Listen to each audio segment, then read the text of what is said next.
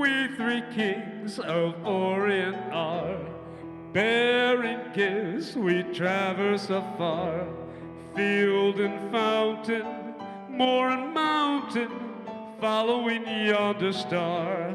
Oh, star of wonder, star of night, star with royal beauty bright, westward leading, still proceeding, guide us to thy perfect light. He's Tony. I'm Mike. We're here for part 2 of These Three Kings. Fun in Acapulco. This film was released in 1963. Let's see, distributed by Paramount, directed by Richard Thorpe, produced by Hobby Wallace, written by Alan Weiss. Here's my problem with this film. Alan Weiss. Man, he butchered this baby. But we'll get to that later. But he also did 6. Okay. So I got beef with this guy. So Alan Weiss, he wrote this particular film. He actually wrote 7 films altogether. 6 of them were Elvis films. Only one wasn't, and that's The Sons of Kate Elder. Okay. I tried watching The Sons of Kate Elder. That movie fucking sucked. So I turned that shit off. So not your bag, I'll take it. So no, not my bag at all. So I have some conflicting information here as far as the gross on this film. Wiki says 3.1 million. IMDb says 6.7. I think I'm probably lean more towards the IMDb. That seems more realistic. I was gonna say IMDb owns Box Office Mojo now, Yeah. so they're gonna probably have more data than like Wikipedia or anybody else would. So I would take their word on that one as well. But there is a fascinating story with this movie, and this is the reason why I picked this movie. And this might explain some of your issues with this movie. Probably not, but go ahead. Absolutely, this will. And when you well, now that you've seen the film, you can go back and watch it and appreciate it a little bit more, I think, because when this movie was produced and filmed, Elvis was not allowed in Mexico. Because there had been a Elvis film opening, which led to a riot, and then there was a second Elvis film opening, and that led to a riot. And because of that, Elvis was persona non grata. He was not welcome in Mexico. So they sent the entire cast and crew down to Mexico, and they shot the film. And every time that you see Elvis in this movie, he is either on a set, he is in front of a rear projection screen where he's shooting his scenes, or it's a body double that was shot down in Mexico because Elvis could not go there. And the funny thing about it is that because of the riots, an Elvis film was not shown in Mexico until 1971, after Elvis had actually finished, doing all of his movies and had gone back to actually playing on stage again. And the first Elvis movie that was allowed to be shown back in Mexico was his concert film from 1971. So, like I said, that kind of leads to a lot of production issues when the star of your film isn't allowed to actually go down with the rest of the cast and crew to shoot anything. So when you watch this movie, but this has no effect on my judgment whatsoever. Well, that's perfectly fair. Believe me, I saw that. I noticed something wasn't quite right as I was watching it. And I'm like, was part of this shot on location and the rest was shot on stage? And so yeah, that's the case. But no, that's not my beef. Many other places like Las Vegas and Hawaii, they wanted Elvis films there because it was a huge boon to tourism. It was an opportunity for them to show off the sites and where people could go and live out their own Elvis, travelogue fantasy, if you will. But no, the Mexican government, they weren't having it. They were a little upset with the king. What I had read about this is that it was a fabrication because some media mogul down there wanted to pay Elvis, a good chunk of money to come down and perform, but Elvis refused to perform. So that's why they spilled those nasty rumors. But which I find it interesting, and it's almost like I feel like this film might have been made to kind of smooth over rough edges between Elvis and like his management team and the Mexican government, if you will. Because who would make a movie based on a country that they're not allowed to go to? The other thing is, and if I'm not mistaken, this was the first film that was released after the assassination of JFK. First Elvis movie. Well, no, first wide first release. Film. First wide release film. Although it was a few days after his assassination when it was released. I like this film. Not even going to mince words on this one, and yet I know that it's flawed, but I find it forgivably flawed.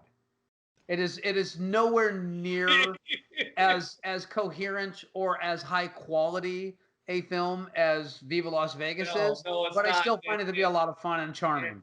And spoilers, my fears have came true. The bar was set too high with Viva. It really was.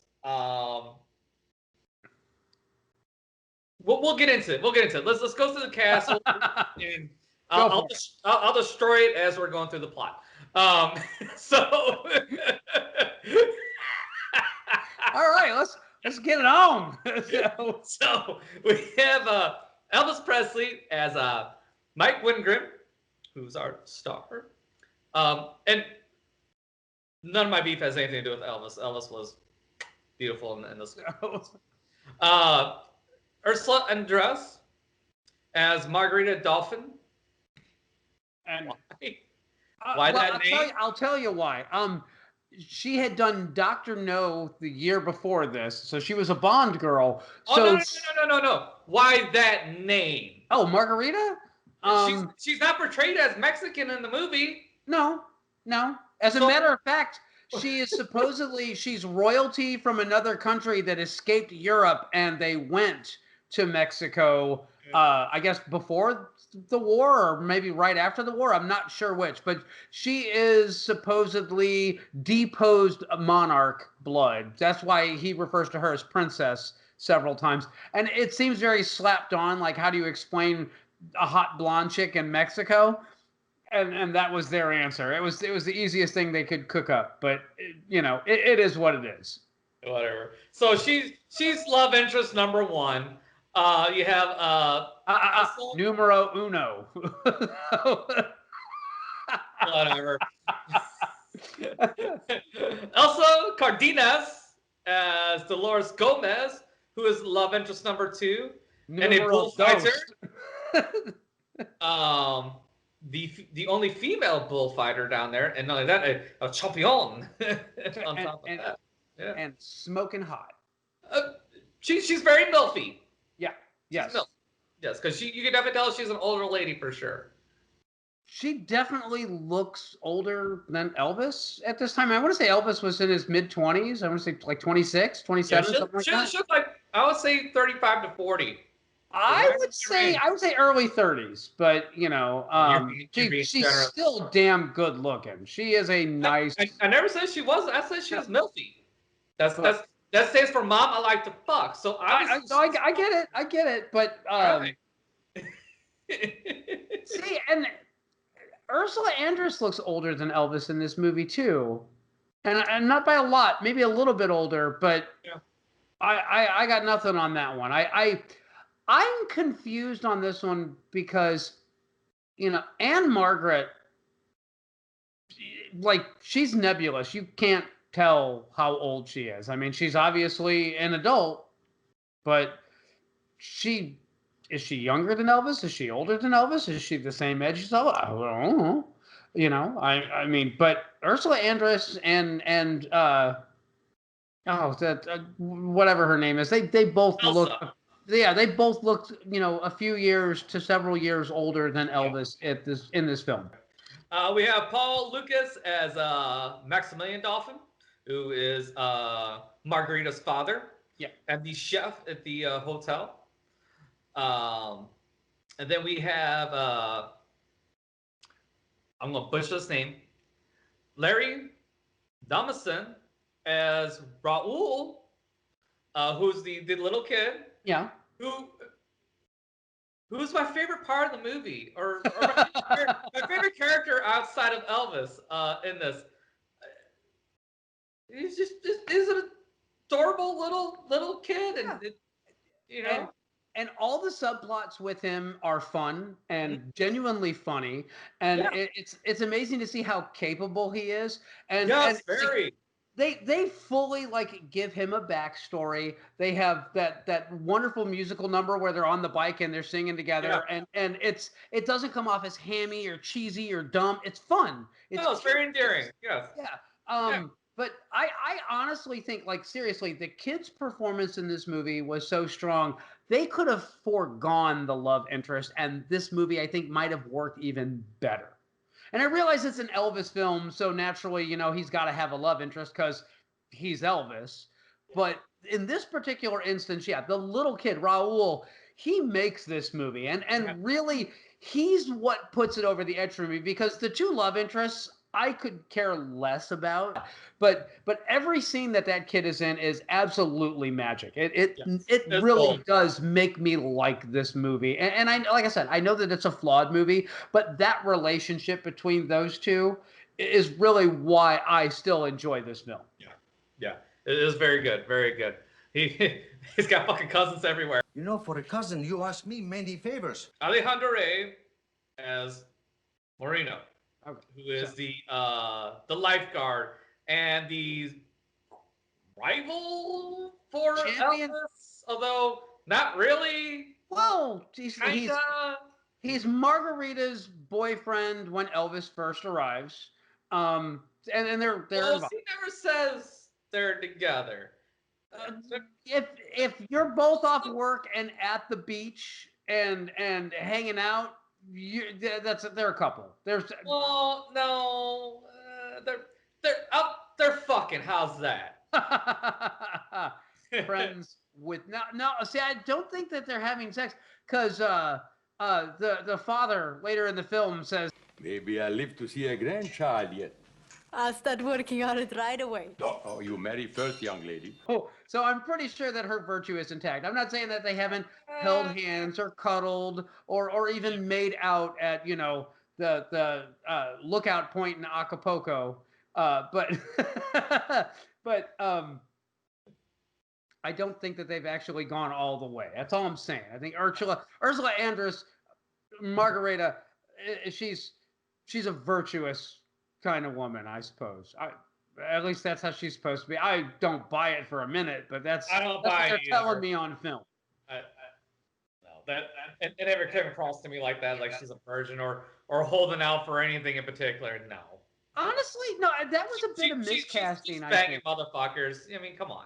So I think that Ursula Andress, she's a wonderfully attractive woman. And she's solid in this, but I honestly think that was a miscast. They needed somebody that was a little bit more innocent looking, a little bit more Anne Margaret looking, for me to be able to buy all that bullshit about her character.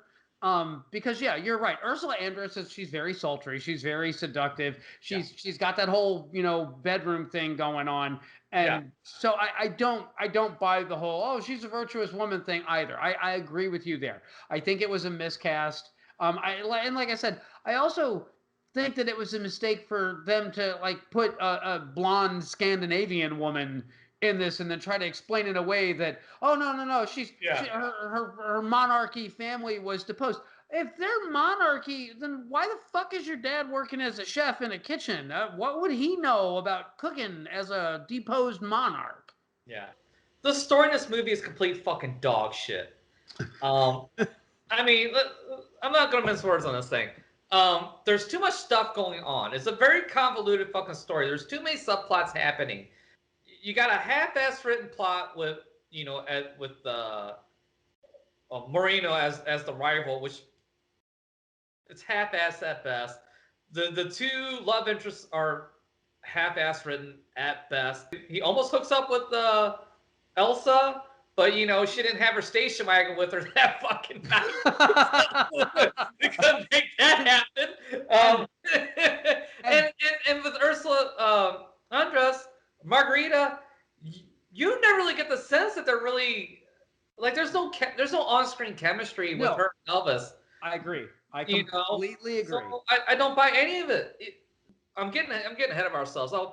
Like I said, I'll track these through. Before we dive into the plot, I'm just going to say that I agree with you. This movie is overly complex. It didn't need to be. They had the bones of a great fun story built in. It's there. It is, those components of the film are there. But then they tried to make every fucking character in this more than they were. They tried to make them more interesting. One.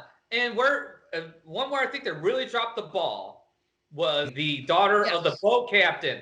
Yes. I thought for sure she was going to reappear more often in the film and cause more trouble for Mike as it went along. But no, they blew it like in the first 5-10 minutes at the cantina. Yeah. And I was like, what a waste. What a waste. Yeah, it would have been more interesting for her to continue to pop up or to like show up and be guest at the hotel. It would have been more interesting to watch her try to sabotage Elvis's, relationship with one of the two women. Yes. Than what we actually got on this one. And to be perfectly honest, it would have been more interesting if they had cut Ursula Andress's character out completely and focused on the female bullfighter, because she's an interesting character. Yes. And she's got something going on, She's a so, just to fix this film would have been relatively simple, and it would have saved them a bunch of money because then they wouldn't have had to pay Ursula Andress money. But I don't know why they didn't do that. I really don't get why they overstuffed this movie. But are we ready to dive in to the plot? Do it, baby. All right. So the film opens up and it is this, beautiful shot of the Gulf and, the boats, the yachts that are out there, and there is a mariachi band in the boats, and they are singing their asses off as they are going around the boats. And, Elvis, Mike, he comes out onto the boat and he's like, "Hey, just shut up! You wake my boss up, he's gonna fire me." And he talks to the mariachi band and he basically says, "Look, if you guys will go away, I will meet you at a cantina, and I will buy you guys a drink." And they're like, "All right, we'll go away." And he's like, "What cantina should we meet at?" And they give him the name, and off they go. They're nice guys. It's a funny scene. It's fun. And then his boss's daughter comes out, and she looks 16, and she's loaded for bear. She has on the tightest pair of shorts I've ever seen in my life, and she is perfectly cast and has the complete look of the spoiled rich girl who gets what she wants and has never heard the word no ever. Yep. So she comes on to Mike, and Mike is like, "You know what? Come back when you're grown up." Passes her head, sends her on her way. Sends her on her way, and she's definitely more than a little irritated with him. You can tell. But, she's young and she's angry. She's very teenagery, which is kind of funny because I think at this point in Elvis's career, he was probably dealing with that regularly. Oh, dude, I can imagine. Yeah. So, That's probably like an everyday occurrence, to say the least. multiple times. So Elvis goes to town, and on his way to the cantina, he stops and asks this very young child, Raul, "Hey, where's this cantina at?" And he's like, "Well, I'll show you where it's at." And he's like, "Hey, I have these trinkets to buy and these trinkets to buy." Raul's a hustler, man. He's got to move. He's got to move. Look, man, I'm a businessman, okay? I got to make moves. I'm moving constantly, I'm moving. He's got shit to do, all right? And I love that about his character. It's never overplayed. It's never played like for sympathy. It's just he's an orphan. He doesn't have a home. He lives on the streets. he uses that to basically, get people to purchase stuff from him or whatnot. There's a great line early in the movie where he's like, "Hey kid, I'll buy something from you tomorrow," and he's like, "Oh well, then I guess I'll wait till tomorrow."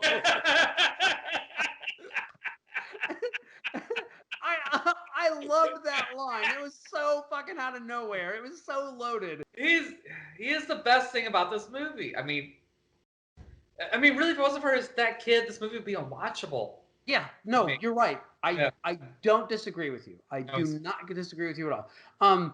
Anyway, so Elvis goes to the cantina and he meets the mariachi band, and he's Elvis. So we are entitled to a musical number, and it's light and it's airy and it's funny, and it's very obvious that Spanish is not a language that the king is really all that well versed in. No, but man, when he fucking sings it, it's fucking Elvis. I mean, exactly. Sorry. That was it. When Elvis sings, it doesn't matter what the fuck language it is. If he can speak it or not, it comes on as beautiful. Absolutely, and it's fun. And yeah, in comes the smoking hot Spanish female bullfighter, and she is surrounded by her core of people, and they are toasting her victory in the ring today. And Elvis wants to ask her for a dance and have a drink with her, and he accidentally thinks that she's a like a pay girl, because when he first walks in, a girl's like, dance for a peso. And he's like, no, that's okay. And when she walks up, it's like, dance for a peso, and she's like, no, I'm not that kind of girl. I can't wait for fun in Tijuana.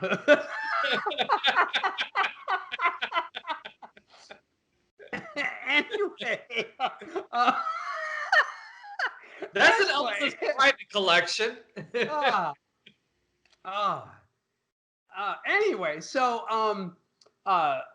Elvis, sings another song, has his dance with the lovely female bullfighter who is there, and while all that is going on, there is the rich boss's daughter, and she's in the cantina, and Elvis walks over and is like, "Hey, whatever you're drinking, it better be Coca-Cola." Obviously, it's not. Yeah.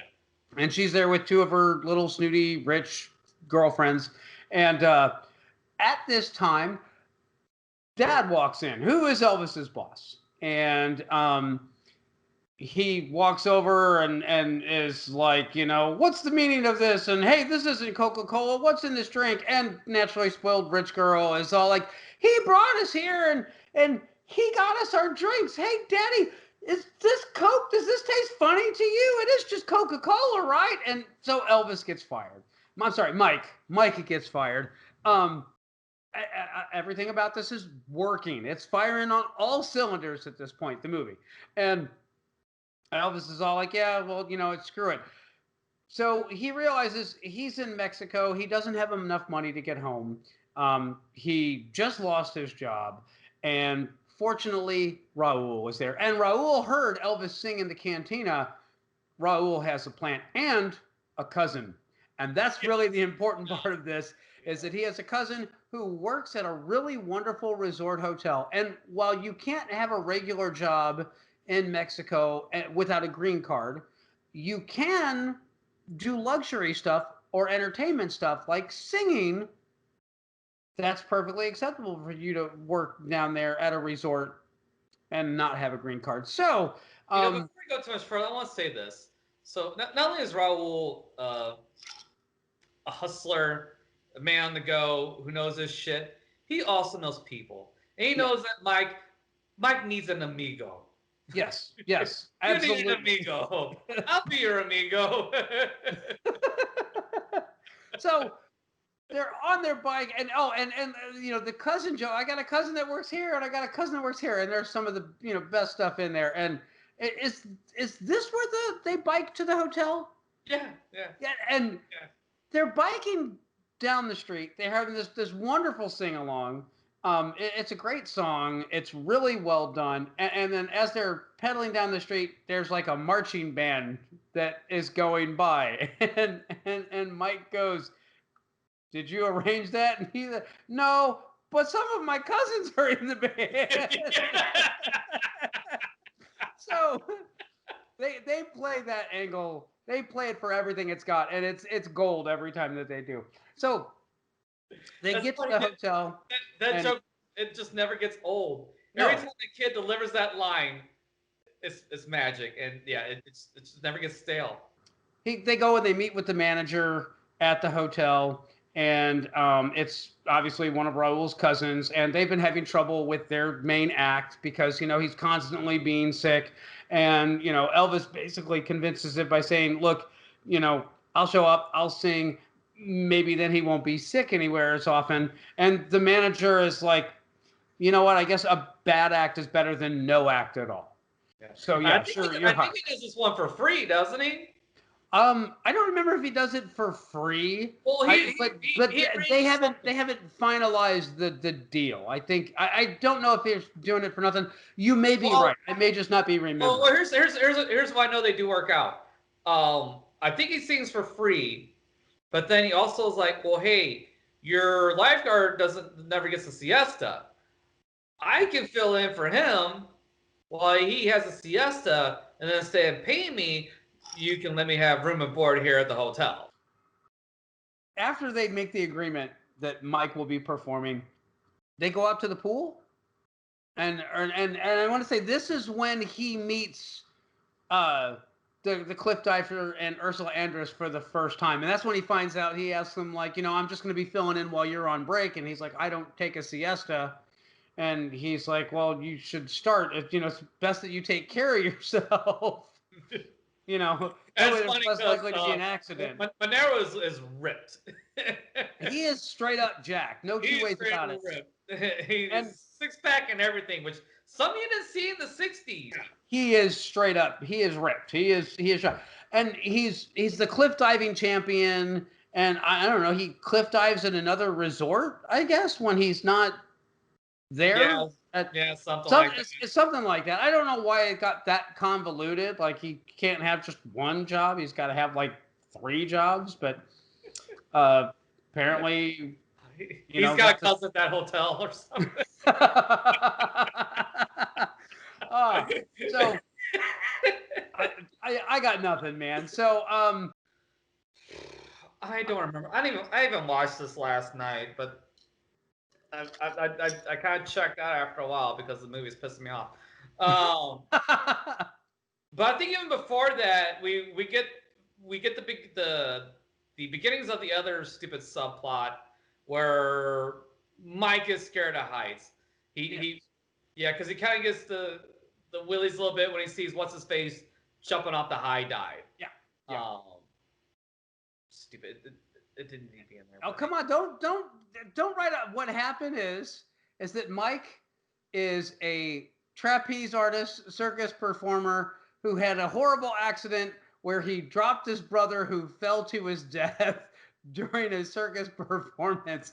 Why does this plot need to be in this fucking movie? Why? There's so much fucking bullshit going on. You got fucking amigo. You got love interest number 1, love interest number 2. He's trying to get a fucking job. He's trying to fucking steal a bitch away from fucking Monero, and then now he's fucking afraid of heights. Oh. Fuck this movie. Oh, good lord. Anyways, go ahead. I'm sorry. So we may be skipping a few items here and there, but then Elvis. The artist ain't missing a fucking thing. Elvis has his first performance at the hotel, and it's magnificent. It is very audience appropriate. He is doing the dance with the mariachi band behind him, and it's all choreographed maneuvers, and he's got this super cool cape waving thing going on. It's wonderfully shot. It's wonderfully directed. It's a great song. All his performances at that club are great. Yeah, they're all good. And and the funny thing is, every one of them is about a bullfighter or a bull or both. They go to the other resort where Marino cliff dives, and Raul is explaining to him that you got to be very brave, and if you don't climb the cliff fast enough, you're obviously a rank amateur. You don't know what you're doing because you don't want to get tired before you actually have to make the dive. All this, and Mike is having his terrifying flashbacks to his horrible trapeze accident. Did Oh. fucking Batman rip off Fun in Acapulco? When was Robin introduced? 1940. Okay, so well before. Yeah. So it was even earlier than I realized. I thought Robin came later. I thought Batman was Batman by himself for a little bit, but apparently not. So It came before. So anyway, we get are treated to the cliff diving, and I'm sure on a big screen shot in panorama vision or whatever in Technicolor. I'm sure if you're an audience in the '60s and you've never seen this crazy shit before, I'm sure the cliff diving was probably really thrilling and it's exciting. But well, it's when the amateur does, he's not jumping from very high up. no. I mean, no, he's like maybe 20 feet up in the air at that at that particular one. But then you don't see another cliff diver till the very end. Nope. You see several dives, but yeah, I don't think you actually see another cliff dive until the very end. But basically, this is all set up so that you get how they get into the water, how they climb up the cliff, how they actually jump into the water again. Exposition. This is typical movie device. Like, we're going to show this to you now, and we'll refer back to it again later. And da da da. Anyways, while we're there, we're treated to another fine Elvis number because he's got audition, and of course he gets the fucking gig because he's fucking Elvis, for Christ's sake. Yeah. Well, no, actually, he gets heard, and this kind of starts off like the other clubs want to hire Mike to go and play at them.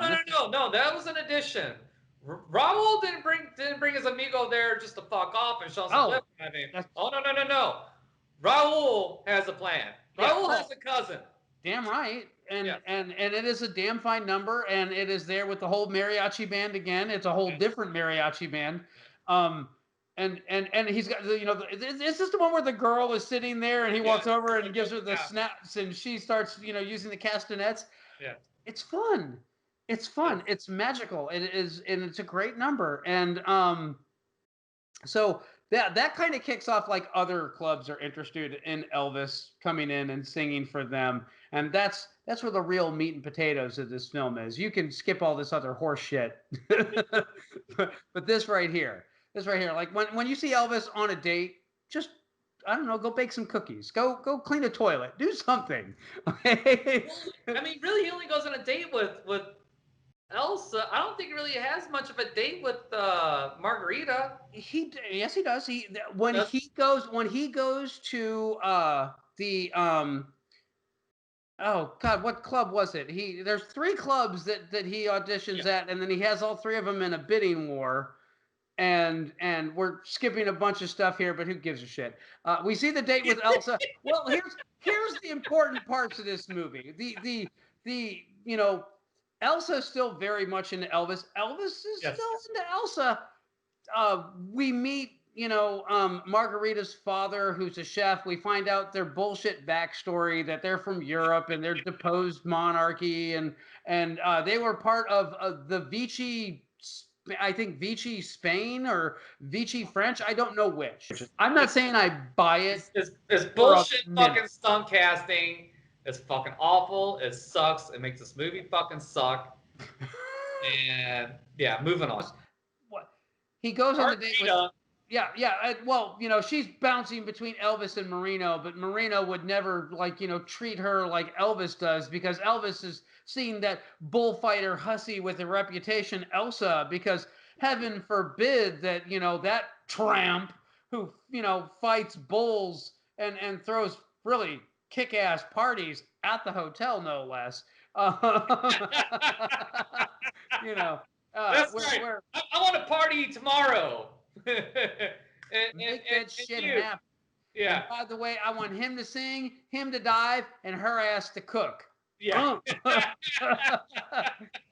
And that shit gets done. So, Yes, it does. It does. I'm sure Raul helped. He knew a guy.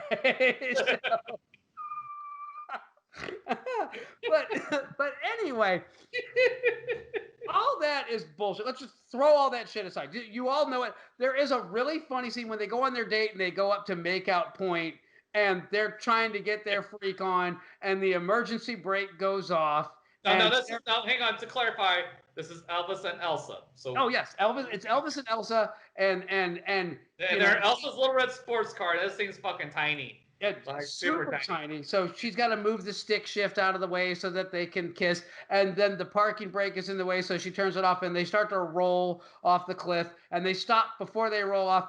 And she puts the car into gear and drives off and she goes, next time I'll bring my station wagon.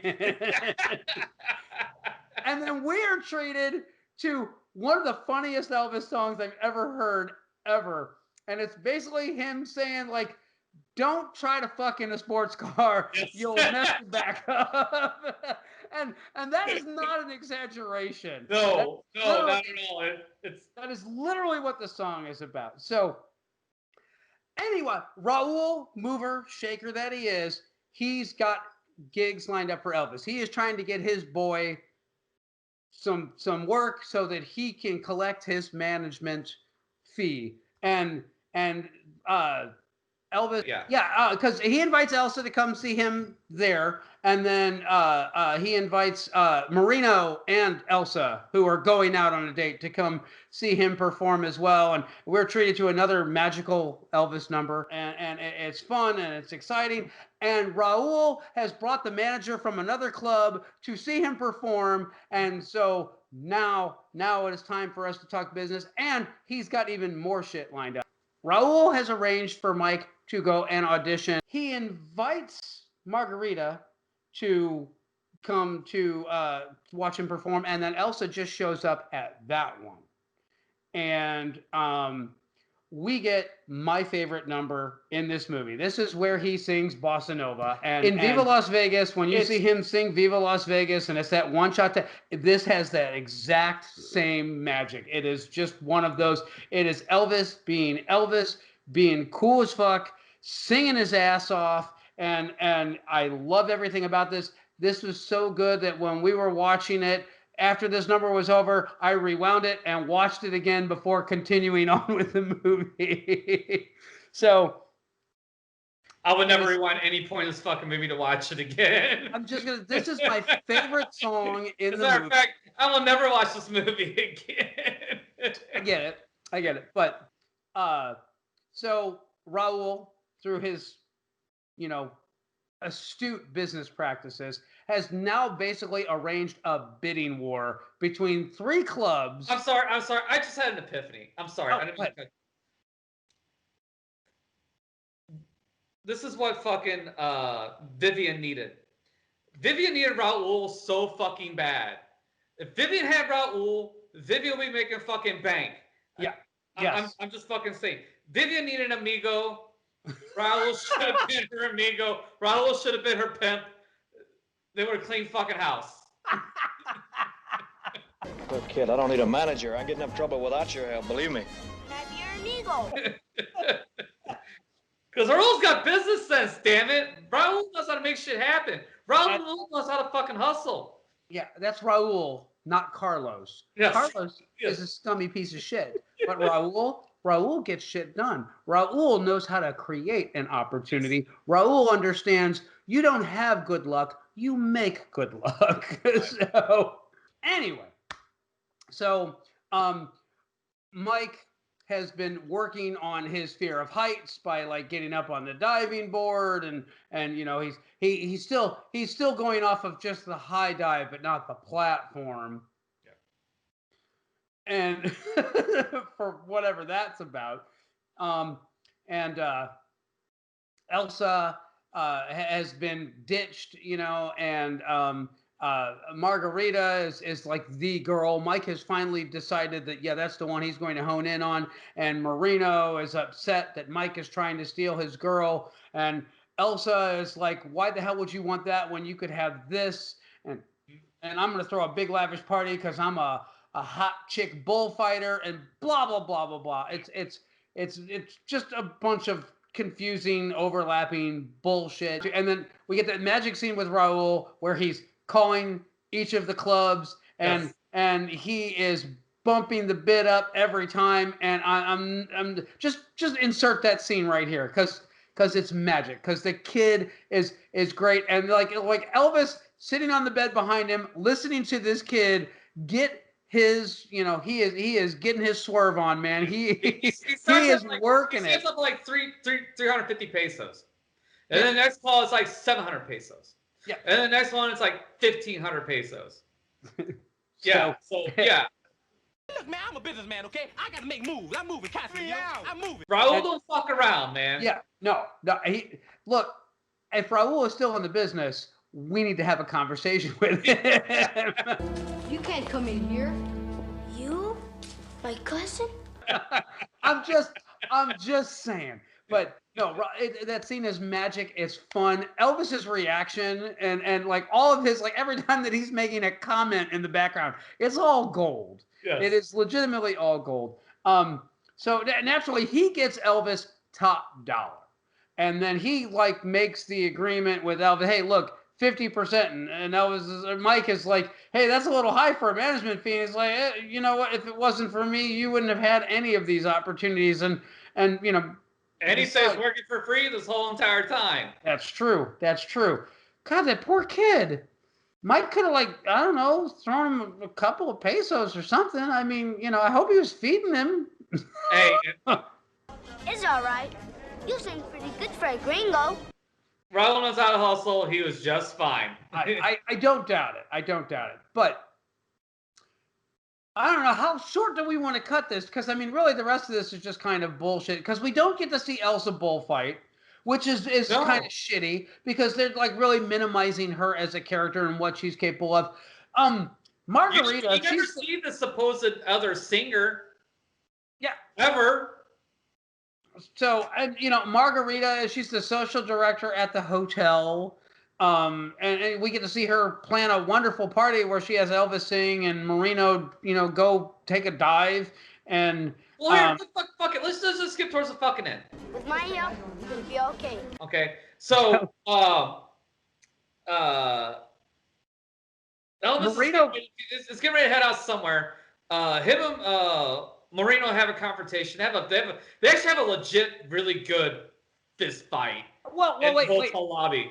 You're missing the one last real big plot point here. Okay. Marino finds out who Mike is, finds out about his tragic past, finds out about the trapeze accident, and basically figures out why he won't go off the high dive, and why he's skittish around heights and all this stuff. And he's going to use this information to basically prove to Margarita how fucking unmanly Mike is so that he can win his woman back. That's the gist of all this. And that's what leads to the fist fight in the hotel lobby. And it is a spectacular fist fight. I will say this. It is one of the highlights of this movie. Is that good?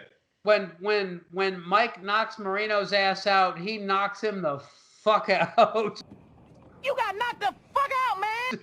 But Marino gets one last jab. It's like, you fight really good for a coward. Yeah, Marino, who's supposed to go and do his cliff dive, now has an injured arm because of this fist fight. And Mike is an honorable guy. He is going to do the right thing. So he knows that, like the audience at this other hotel, they're waiting to watch the cliff dive. And so, he already stole his girl. He doesn't need to fuck his life up. So he goes, and Raul is there, and Raul is kind of trying to get him to stop, but also trying to like cheering him on a little bit. And Mike strips off his clothes and gobs down in the water and climbs up the cliff, and then actually stops at the little shrine at the very top. Yep, says the Hail Mary. And Raul does the Hail Mary down there at the bottom too. And then voila, Mike has defeated his fear of heights. He cliff dives, and the entire audience is there. They cheer up in the stand, and Moreno is there, and Elsa is there, and Margarita is there, and Elvis comes out and he gets up there, and we get that one last super sweet ass number, and the end. It's.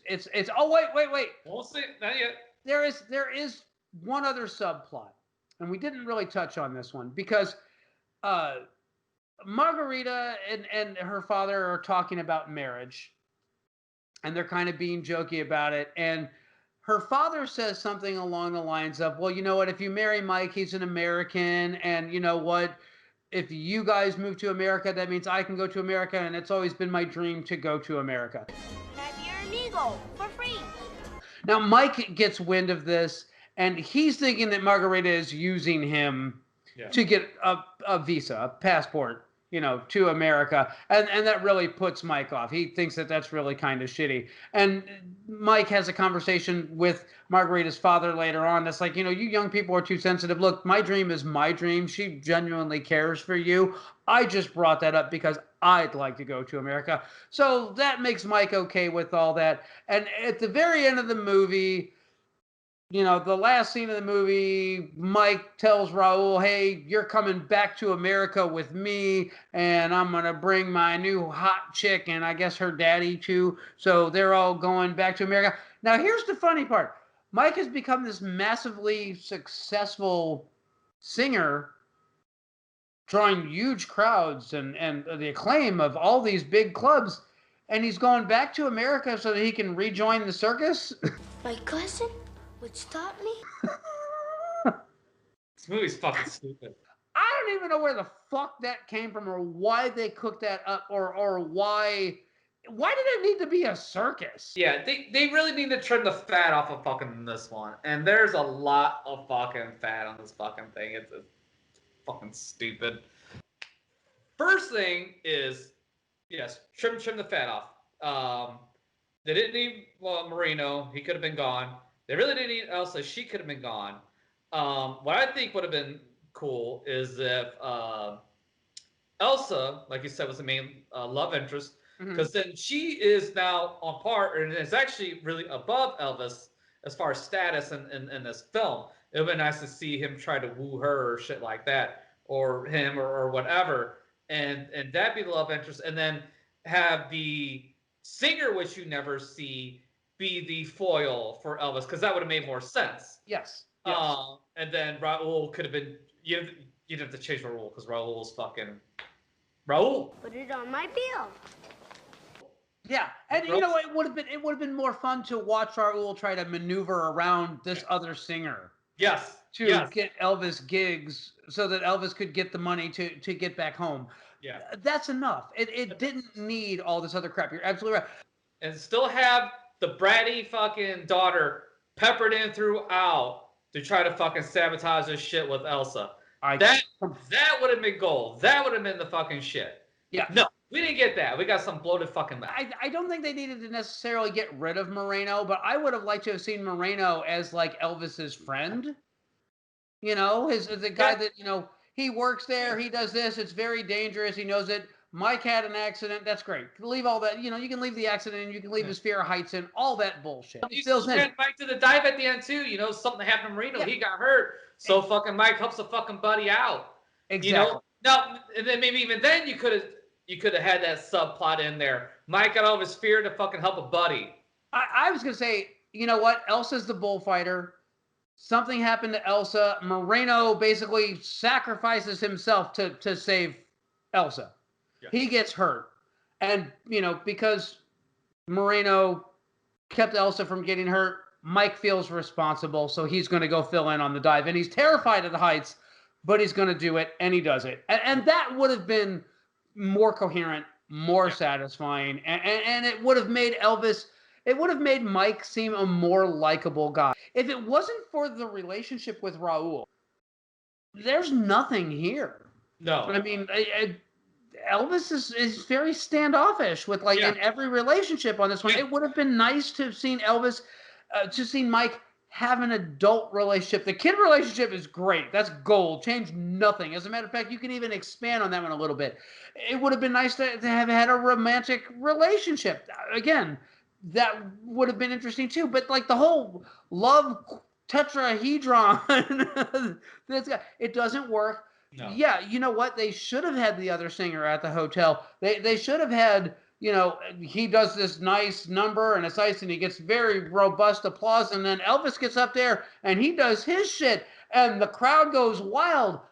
I would have been in hook, line, and sinker for that one. And while I'm sure that it's probably in another Elvis movie, it ain't in this Elvis movie. And this is the one that I'm watching right now. So, you know what? Give me what I want. Yeah. The writing's fucking garbage. And I bet that's why Elvis probably got the reputation of his films are just fodder. They're not meant to be taken seriously in this bullshit. Because I guarantee every other fucking film this dude fucking wrote. Thank God he didn't write Blue Hawaii, because that's next. So I hope there's some redemption on this next one. Now, the other thing, too, that I missed was, while it's nice seeing Elvis sing and dance, they weren't as well incorporated in this film as they were in Viva. In Viva, all the dance scenes, all the singing numbers were well-placed and organic, except for the one.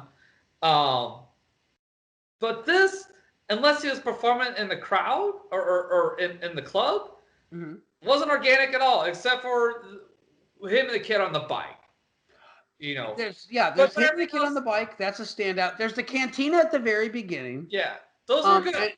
And meeting the mariachi man, and that one works. It's organic. It's fun. Yeah. And you know what? You're willing to overlook it. The number on the bike, again, it's organic. It's fun. You're completely willing to overlook it.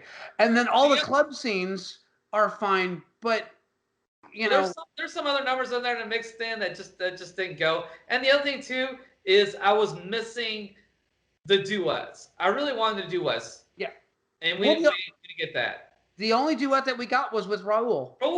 Yeah. And you know what? Not only that, I would not have minded another 2 or 3 songs with Raul. I would not have minded Raul getting to do his own song. And he's not the best singer, but he's such a damn charming kid actor. Yeah. Give him one. You know what? Throw the kid a bone. He could stand to get some of that royalty money. You can't come in here. You? My cousin? So they really needed another triple threat. To go with Elvis. They need somebody that could sing and dance as well as act. And, they don't have to, be able to act that well, because let's face it, Ursula's not a good actress. No. Elsa, actually, I thought Elsa did very well. I liked her. I actually think she was a more interesting character and a much better performed actress than Ursula Andress. There's no chemistry there. No, you're right. It made no fucking sense. Why would Elvis pick this girl? Other than the fact that she's hot. It's like the most superficial shit. I would have been all up in Elsa. Fuck. Fun. Interesting. It's a fucking bullfighter, for Christ's sake. She's got a fucking station wagon. Ain't afraid to fucking whip that fucking bitch out when you need to. And a sports car. A sports car. This is a woman that knows how to have a good time. She's young, she's hot, and she's enjoying life, and she's doing all the things that people would like to do. Yeah. And she has no interest in getting married. She wants to have fun. She wants to have a relationship, but she is not like, oh, I want to settle down and be a mama and get fat. She even says that no, that's not for her. So at least not anytime soon. So there's a thing there. I got no respect for that. You may be the flavor of the month, but what a hell of a fucking month that's going to be. Those studio execs goes like, it'd be a good idea. Let's have him fucking be a failed trapeze artist where he dropped his fucking brother. Does that be a fun subplot to throw in a fucking fun in this movie? No, that didn't fucking happen.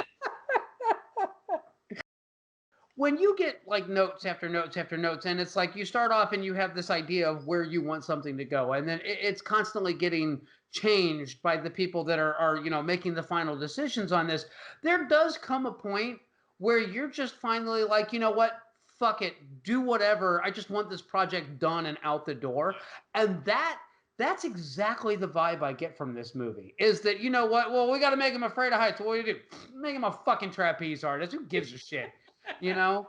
I mean, honestly, that is how it comes off.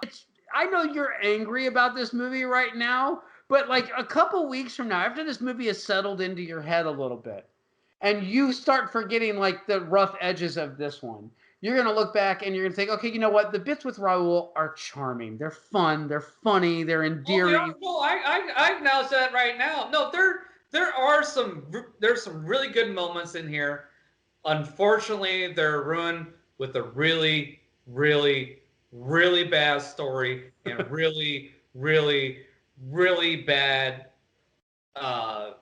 supporting characters. So yeah, I don't disagree with anything you're saying. As I was watching this movie, I was like, okay, it's not Viva Las Vegas, but so far so good. You know, the first 3 minutes, I was really enjoying it. I really was. I was honestly enjoying this film. And then we got to the second act. I'm like, okay, it's kind of getting going the weeds. off the rails a little bit. Yeah, it's getting a little bit deep in the weeds there. And then, but the last 30 minutes, I'm like, what the fuck is going on here? What? I don't understand any of this fucking bullshit. It was just awful. And today, while I was thinking about it at work, I'm like, there's so many missed opportunities in this thing, and it's like, well, how do you ruin a fucking Elvis movie? Well, this is how you ruin an Elvis movie. This is a prime example. If you know why Elvis movies get a bad reputation, don't watch this. Don't watch this, please. Don't do it. But if for morbid curiosity, go ahead and watch it. But you're warned. I'm gonna say this. Okay, watch it, but if it's Raul and Elvis on screen, glue yourself to the set. But the minute that like anybody else is on screen, or if Elvis isn't singing, go fold laundry. You know, go and I know that like the whole PTSD subplot with like the trapeze accident. I the first time I saw it, I had your reaction, which was like, "What the fuck?"